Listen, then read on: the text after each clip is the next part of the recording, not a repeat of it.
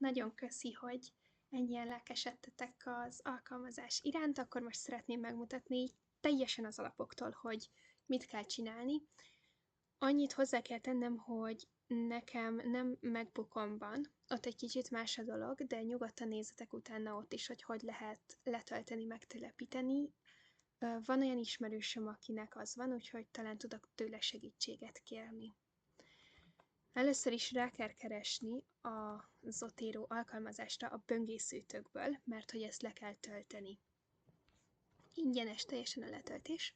Ide fogtok érkezni, és itt rá tudtok kattintani. Ugye nekem Chrome-on van, ez megint más lehet egy más böngészőben, de reménykedjünk, hogy azért csak kis változások vannak benne.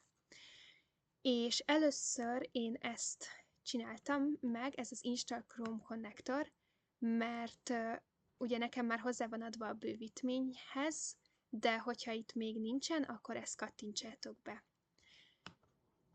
És utána pedig erre kell a downloadra, én ezt már letöltöttem, úgyhogy most nem fogom még egyszer, de ott teljesen lépésről lépésre mindent fogadjatok el, és telepíteni fogja az alkalmazást. Ugye, hogyha ezt telepítettétek, akkor itt a bővítményekben elvileg meg fog jelenni a Zotero, és ezt így tűzzétek ki, ez lesz a Zotero, majd erről is lesz szó. Az a lényeg, hogy ez a kis ikon itt megjelenjen, mert innen fogjuk tudni majd lementeni a dolgokat. És hogyha, most mindent megtudtok a gépemről, és hogyha megvan, akkor ugye meg kell nyitni a Zotero alkalmazást. Ja, nekem már meg van nyitva, igen. És nekem itt már be vannak importálva fájljaim, de ti itt egy üres mezőt fogtok találni. És az lesz a feladatotok, hogy jobb klikkel rákattintatok a teljes könyvtárra. Ugye nektek itt még ez a 2 mappa nem lesz, csak ezek. Rákattintatok erre, és azt hozzátok ki, hogy új gyűjtemény. Most én odaírom, hogy próba, és Create Collection. És akkor meg fog jelenni egy ilyen teljesen vadi új. Itt tudtok egyébként új algyűjteményt is létrehozni, szóval egy nagyon szuper mapparendszert létre tudtok hozni. Nekem ez maga a szakdolgozatom, nincsenek almappáim, mert nincsenek annyira altémáim, de hogyha nektek ez releváns, akkor nyugodtan rendszerezzétek a dokumentumokat. Ugyanis ezek itt a szakirodalmak, amiből én dolgozok. Hogyan tudok ebbe beilleszteni szakirodalmat, mert az egésznek az az alapja, hogy magában ebben a Zotero alkalmazásban eltárolod az összes letöltött vagy beimportált, ezt mindjárt elmagyarázom, fájlt, PDF-et, tanulmányt, kutatást, bármit, és akkor ő majd, amikor a szakdolgozatodban, ide megyek, lehivatkozod, akkor ő ebből az alkalmazásból fogja ugye beimportálni oda az információkat. Na de hogy is néz ki ez az egész? A következő kérdésünk tulajdonképpen az, hogy hogyan tudom erre az üres felületre mindezt a sok szakirodalmat beimportálni. 2 fajta mód áll erre rendelkezésetekre. Az egyik, hogy letöltitek a cikket a böngészőből, és ugye itt van, én most a letöltésekben vagyunk, és én már egyébként letöltöttem egy random cikket, és egyszerűen megfogjátok, és áthúzzátok erre a felületre. És hoppá, már bent is van.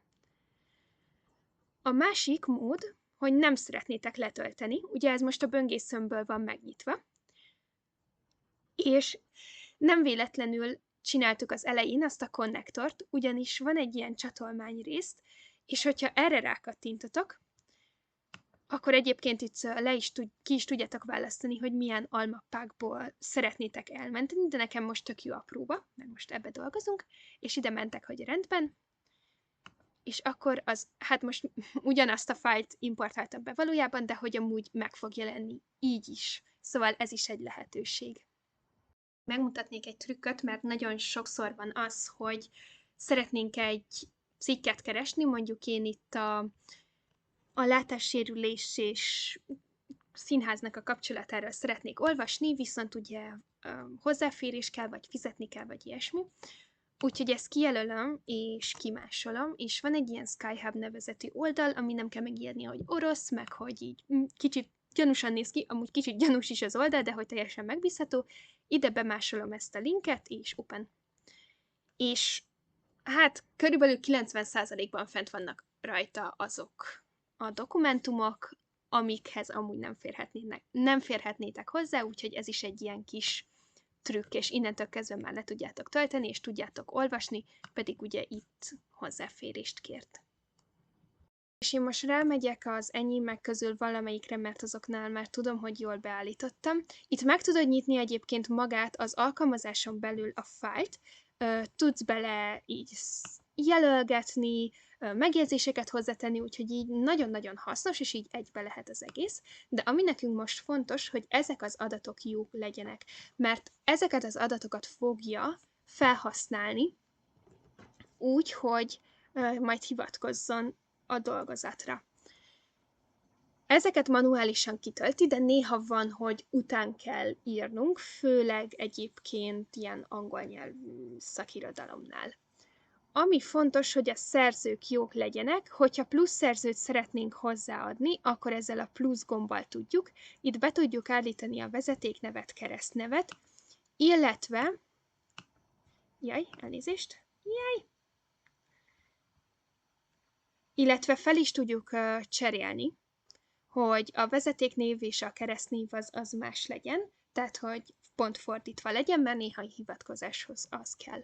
Ami még nagyon fontos, hogy a dátum jól szerepeljen, mert különben azt írja ki, hogy nincs dátum, ugye természetesen a cikk, illetve a fájl típusát itt tudjátok beállítani, hogyha nem találná jó, hogy micsoda, mert hogy ugye nyilván egy könyv esetében máshogy fog hivatkozni, mint egy folyóirat cikkben, és más adatokat is kér, úgyhogy ezt mindig ellenőrizzétek le, hogy jól írtál. Illetve DOI számot is, vannak ilyen DOI számkeresők, az is jó, hogyha ott van. És egyébként itt csinál neked is egy kis kivonatot. Úgyhogy, hogyha ez megvan, akkor én most már ezt le tudom hivatkozni. Ugye ők a szerzők,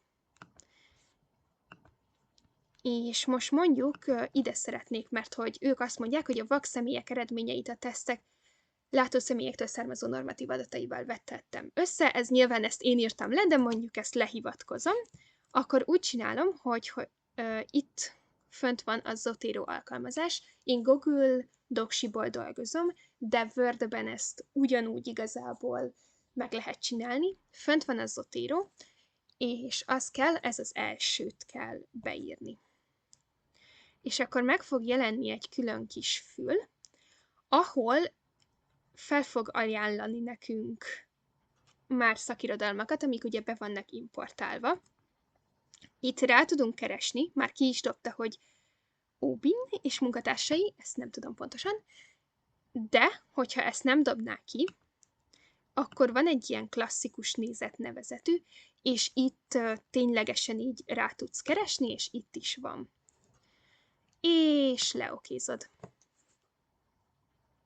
És be is tette. Úgy, ahogy kell, pont, vessző, möttös, sai. Szóval, hogy ő ezt teljesen tudja. Én azért jelölgetem ki ezeket, hogy mindenképpen tudjam, hogy mik vannak bejelölve. Jó, ezt kitörlöm, hogy ne legyen itt nekem zavaró.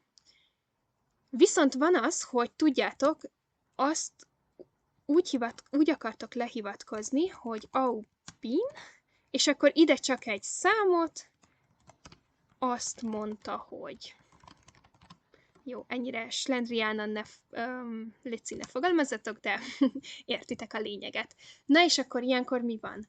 Ilyenkor azt kell csinálni, hogy kitörled ezt a számot, ugyanúgy felveszed,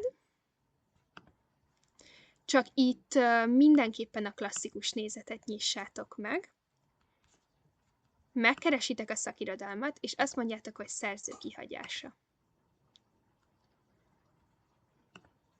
és akkor csak magát az évszámot hivatkozza le, és ugyanúgy benne lesz a rendszerben. Ez ugye azért fontos, mert a végén majd egy automatikus bibliográfiát fogunk elkészíteni, úgyhogy ezért nagyon fontos, hogy ebben a formátumban is be legyen, csak ugye én a nevet most nem akarom lehivatkozni, mert nem ilyen formában, ugye ez egy szövegközi hivatkozás, és nem így a végére szeretném betenni. Úgyhogy ez még egy ilyen kis trükk. Létrejöhet az a helyzet is, hogy egy mondatot vagy egy részt több tanulmányból állítottál össze, és ezért azt szeretnéd, hogy mondjuk kis és nagy 2003-ban és 2025-ben ezt mondta, és te ebből dolgoztál. Na, és hogy ezt hogyan lehet lehivatkozni a Zoteroban, itt is ide kell menni, ugye a már jól ismert módon.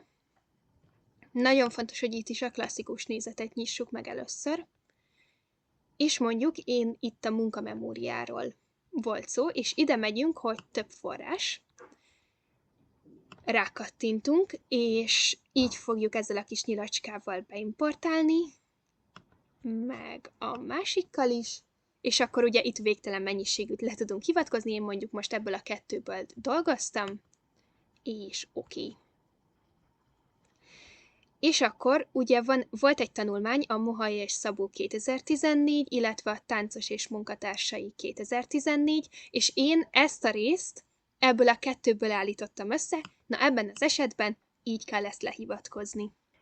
Jó, és akkor a legvégére, hogyha mentek, akkor én már beírtam itt szóval ez már nekem a felhasznált szakirodalom, de most akkor kitörlem, és így fogjátok nektek kinézni.